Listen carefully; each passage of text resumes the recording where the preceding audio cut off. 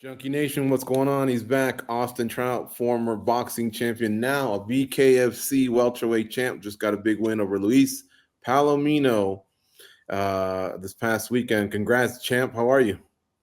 I'm blessed. Thank you guys for having me. And convince us now. This isn't just a side project or anything like that. This means a lot to you, like the boxing ones. I mean, I know it's early in your career and it's not the passion that you grew up with, but what's this one mean to you? No, it really reignited my love for fighting, um, combat, and this belt means a lot. I mean, being a world champion is nothing to shy at. It's nothing uh, to really turn your nose up at. It's definitely a major feat, but to be a two-time Yeah. champion, that's pretty legacy type stuff right there. So it means a lot, you know. I'm in a real short list of people that have done that. Does it How does it compare to boxing, your boxing title? Well, there's a lot more history. Um, so that boxing title definitely weighs a lot more. Not Don't get it twisted. You know, Muhammad Ali holds the same belt that I had. You know what I mean? Uh, Yeah. but at the same time, the BKFC it's got some real killers in there, you know, Yeah. and not to mention it takes a special certain type of person to want to fight. It takes an even more crazy, demented, special type of person to want to bare knuckle fight. You know, Uh-huh. I asked my peers, "Are you down?" And majority of them like, "Nah, no, I'm good." I'm not with that. So to be the champion of a combat sport that really the select few of combatants would do, I'm a bad mother. Shut your mouth. Is there a peer whose name you can share with us that said, "Nah, I'm just not down"? I'm curious if you can do that. Uh, well, you know, like Shock Foster, the WBC world champion. Okay, He's not really down to do it. got it. Regis Prograis, he's thinking about it, but he's not. He's not really. He didn't jump at it like I was. You know what I mean? And Regis, he's as tough as they come, and he had to have second thoughts about it. You know what I mean? You know what's cool is that you beat one of the best ever in the process. So it's not like you snuck in the back door and just beat, a division that didn't really have a killer in it. I mean, you had probably the biggest whale over at Bare Knuckle Fighting Championship in their history, two division champ with Yeah. title defenses. Like Palomino's no joke, and you had impressive scores against him. I'm sure he had his moments. Looks like there's a lot of respect both ways, but yeah, like this is quite an accomplishment for you in two sports like that. No, thank you. And like I said in the interview in the ring, you know, it wouldn't have been so sweet if it didn't come from a bare knuckle legend like Palomino. He's on my, um, he's on my Mount Rushmore of BKFC. Hmm. Um, we were cheering for Palomino, by the way. Not that we dislike you. I Uh, really like you. It's tough because he went on a military visit with us a few years ago. We know him through MMA.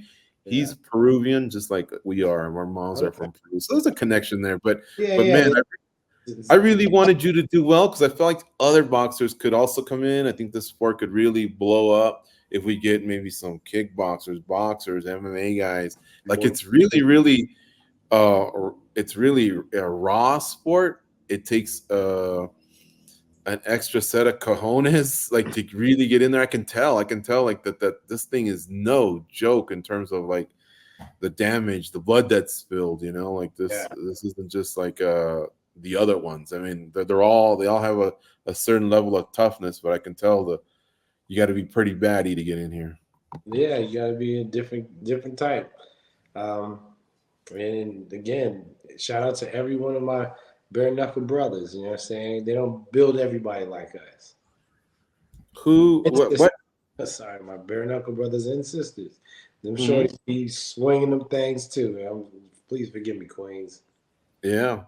What do you think was the biggest difference your head movement, your reach, experience. Well, I'm sure you've had about the same as he has if we tie in his MMA career. But what do you think stood out the most to you? Where like, man, I really feel good about this aspect of the fight as the fight was at playing out. So as the fight was going on, it was the jab was first and foremost.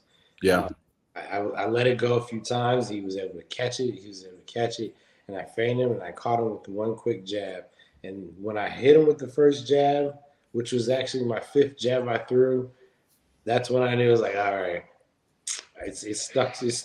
I landed the jab a lot faster than I thought I was going to, and after that, I was able just to build off of that.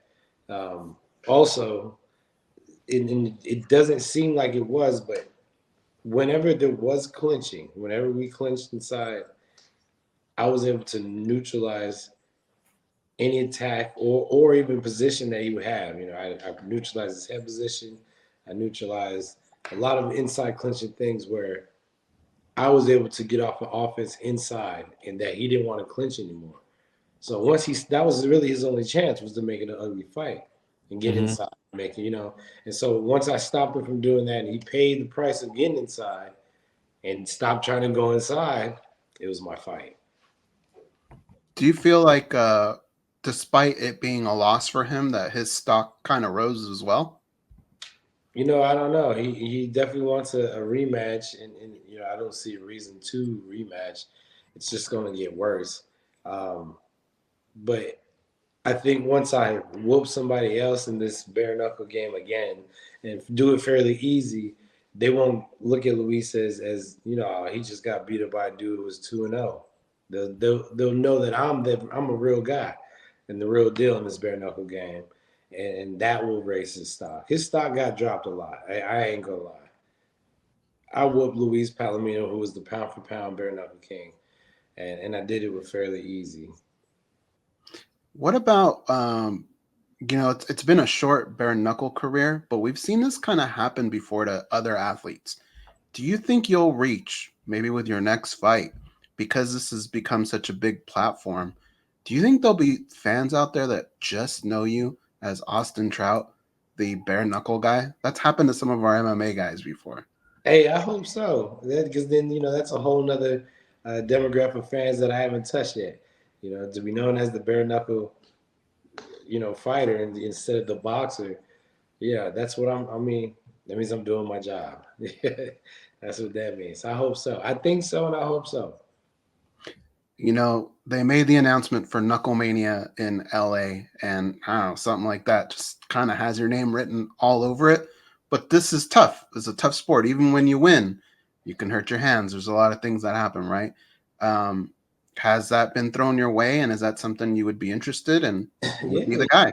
I mean, my hands are good. My hands are good. I don't have any damage going on. Just maybe a busted lip, but other than that, I could be ready for April. Nothing's been, shot my way yet, but I'll be down. And I'm just gonna throw a name out there. Eddie Alvarez is a good fight for LA. All right, and no matter who it is, no matter who your opponent is in any fight, Tony Soto would be a good fight, good opponent for LA. I Who? think Tony Soto. They say he's the number one for 165. So those are two different names, decent names to put under my belt. Because of the credentials you bring over from boxing and your title now at BKFC, do you feel like no matter who they put in front of you, you're the A side? Look, in my mind, it doesn't really matter what the bookies say or even what the company says. I'm always A side in my mind. I was the underdog for both bare knuckle fights, and so maybe they get the point now, but I'm always A side, even when I'm not. Let me ask you about two more names. I love the Alvarez name. Soto makes sense. Are you one of these guys that would also want to be a multi-division champ, like, and take on maybe Mundell? Or there's another undefeated fighter, Mike Perry, who's out there, who a lot of people are saying, man, this guy's built for it. No one, you got to be a special breed to get in there with him. He's a little bigger. How do you see these two cats? So I'm down to go get another title in another weight class. To be honest, 165 isn't even my weight class. I fight 154, 155 in my Right. career. So to go down and fight 155 and get that belt, that'd be great. But to be honest, the Mike Perry fight does intrigue me. Maybe we can Does or meet. doesn't? It does. It does Okay. intrigue me to meet somewhere because I feel like the way I'm feeling right now is, I, yeah, it seems like it's a tough fight on paper, but I think I'll make that fight look easy too. Hmm. You know, Let me his ask you thing is something. the hit to hit. You know what I'm saying? And I hit and don't get hit. So I Did think you did you tire at all? You at the end it looked like you were just maybe, don't take this wrong, but cruising to the finish line because you knew you had a lead, so no sense in getting hit with anything wild. But I also thought maybe you were slowing down. I mean, sometimes it looks like you guys are sprinting out there. no, I never got tired. And my win was great for this fight. And like if we could get an April fight locked in, I'll be in even better shape. We'll just keep it going. But I never was winded in any of the rounds. Not even in the fourth when I tried to blast him. The 10 minutes of fighting, how does that stack up versus 12 3-minute rounds in boxing? It's you got 5 sprints and you 10 minutes versus 36. I'm good. I'm good for these 10 minutes. Yeah. So it's just as tiring as those 36, those 10 is what you're saying? It gets yeah, because it's intense. The intensity, but the 36. I've had to go and dig in second wind for those 12 rounds. I have yet to have to dig into my second win for these 5. Hmm. Is it more stressful fighting bare knuckle, just knowing that the cuts come a little easier? You know what I mean? Like, I think boxing's more scientific in that sense, and then the gloves obviously have add a bigger dimension of defense. But bare knuckle, it just seems like something wild can either hurt you, cut you. So many things can happen. So because of that, do you find yourself maybe just even forgetting to breathe, like you know what I mean, those tense moments? So it is more. I am much more nervous in bare knuckle, but I think that plays into some of that adrenaline dump that I've had these last 2 fights. Um, and that adrenaline has only allowed me to make sure I don't get hit. It makes me more cautious, not Yeah. scared, but more cautious. And to go back to what you're saying, like it only takes one punch to make a bad cut. A bad cut, you're out for 6 weeks. Depending how bad it is, could be more. So Hmm. there is a lot at stake, and it really doesn't take much to take it out of you. Now, I know what the science is proving that with the gloves on, the blunt force trauma is really worse, and it's bad for concussions. Right. Without the gloves, it's just mostly bad for that soft tissue damage. But I don't want that. I don't want none of that. You know what I mean? I'm trying to keep my face straight. Even in boxing, I've only had maybe one, maybe 2 cuts. And I like to keep that number real low. You said that a few of your boxing brothers have already told you they just wouldn't do that. But I want to know, since you've won, has a lot of the boxing community reached out to just give you your props? What was that like? Yeah, now the boxing game is definitely showed a lot of love. Um, and again, it's one out of respect, admiration, but two, I'm giving some of these guys hope. Like, well, shit, maybe I can go over there, and make some Right. noise. You know what I mean? And so, I want to say I'm paving the way just a little bit, showing them it can be done. I'm not the first boxer to do it. You know what I'm saying? But I am the first boxer to have success in doing it. Hmm.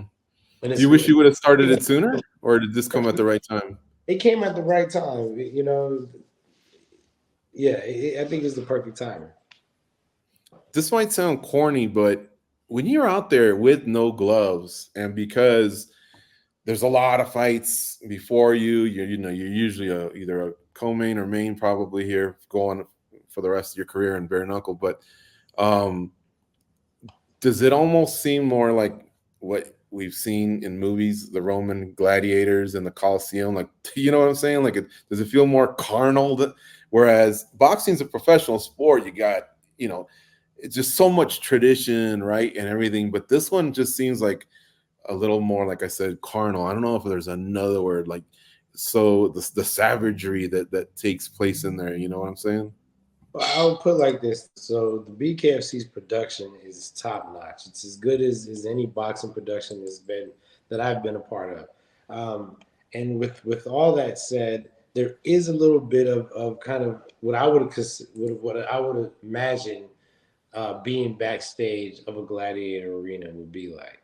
Whereas you see them, and this is the same as a boxing fight too. Except absence of so much blood. Maybe you get a few bleeds in the night, but in this one, everybody's coming back dripping. So you see them go out, and you see one come back bloody, happy, and another one come back bloody and not happy. Yeah. Or even pulled out in the stretcher a couple times. So yeah, Paige Van Zant's been leaking in there, and Eddie Alvarez was pretty messed up in his last one. but you Luke got that Rockhold was jacked up too. And when you see all the blood just leading up to the stitch room, it's crazy. Yeah. Since we have you, I'd like to ask you one question regarding boxing. There's a rumor of Terrence Crawford versus Canelo Alvarez. What are your thoughts on that fight, and who would you favor in that fight? I mean, I know Bud is the guy right now, but he's also moving up a couple weight classes, I think. I love that fight, and I'm gonna go with the little guy because I'm about to do the same damn thing. I'm about to go up and weight and just beat up the who's who in bare knuckle. So I'm rocking with Bud, but that's a very interesting fight because Bud is a lot stronger than everybody gives him credit for. Mm-hmm. I've seen him, manhandle a heavyweight wrestler. Well, I don't know what 200 plus pounds is in heavyweight. I mean, in wrestling, but I've seen him manhandle a 200 plus pound wrestler. And in wrestling? Yeah, in wrestling, he wrestles too. Wow. He's a real deal, and he lives good and he lives clean like Canelo does. But he lives clean inside and outside the box. He's always in the gym, like to Canelo. So I'm rooting for Bud. It's hard to go against Canelo, but like that's betting, man. I wouldn't bet on it, but I'm rooting for Bud. How do you like those? How do you think those two would do in bare knuckle? I think Canelo would be pretty damn good in bare knuckle. I think Bud too. I think Bud, I think he street fights a lot anyway. Probably still to this day. I guess I should ask this. You said 155 is your normal weight class. You're a 154-pound boxing champion. But that is where Luis Palomino holds his other title. So, but you also said you really don't want to rematch him. But did you mean at welterweight, whereas you would for his title at lightweight? Well, I think the only way to make it worth it for me to have a rematch is if it's for his other belt at 155. Yeah. Like, look, you didn't really earn your rematch at 165. So since you have that 155, you can get a rematch, but you got to put that belt up. Mm-hmm. I'd love to see that one in LA. Yeah, Austin, thanks for the time. Yeah. Great stuff, man. I mean, you really, really made it look a little easy at times for sure. And this is hard to say as a Palomino fan, but you did look like you were faster and a step ahead. And finally, when it looked like he maybe see this sounds disrespectful. It almost looked like he took the first couple rounds off. But I think he was just confused because of your speed, your head movement. You know what I mean? You can cover so much ground with your footwork. And then when he made the adjustment, things got a little more interesting, but it was too late. And that's why I was wondering about the 5-2s. Could you guys maybe go 7-2s? I'd like to see it play out a little bit more. But then again, I've never been in there, and it does look like you guys are sprinting. That's why I even threw that your way. But it was a nice fight to watch, man. Well, thank you. And you know, hey, maybe we could do it again in LA. Right on. Thank you, Austin Trout, for the time as always. Thank you.